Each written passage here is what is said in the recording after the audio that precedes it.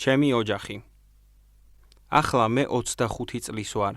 ჩემი გვარია ჯანდიერი, სახელი ვაჟა. მყავს 4 წლით უმცროსი ცოლი. კრავაი. დედაჩემი, ქეთო. დედაჩემი ქეთო 45 წლისაა. ხოლო მამა ლეო 48-ის. ჩემი შვილი პატარა ვამეხი 3 წლისაა.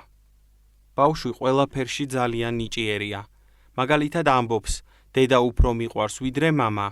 იცის 4 ლექსი. ამბობს რამდენიმე სიტყვას: დედა, მამა ვაჟა, ბებო ქეთო და პაპა ლევან. იმიტომ რომ ყველაზე ძალიან ჩვენ ვუყვარვართ. ვამეხის ბებო ქეთო ჩემი დედაა. ვამეხმა რამდენიმე სიტყვა თქვა და დედაჩემს ბებო დაუძახა. ბებო, ბებო, არ მინდა, მინდა. ახლა დედას ყველა ბებოს ვეძახით. ბაბუა ლევანიც კი. დედაჩემიც თავის დედამთილს ბებოს ეძახდა. ბებო საშა და ბებო საშა. ბებოს კი ეცვა შავი ტანსაცმელი და დადიოდა მოხრილი. საკრამენტო, ეუბნებოდა ბრაზი შვილიშვილებს. ბებოს ჩემ გარდა კიდევ 9 შვილიშვილი ჰყავდა. მას ყველა ძალიან უყვარდა. პაპა ცუდად მახსოვს. პაპა 2 წელი სიღნაღში მუშაობდა. ჩვენც წელიწადში რამდენიმე თვე მასთან ვიყავით. იქ დავჯექი ვირზე პირველად.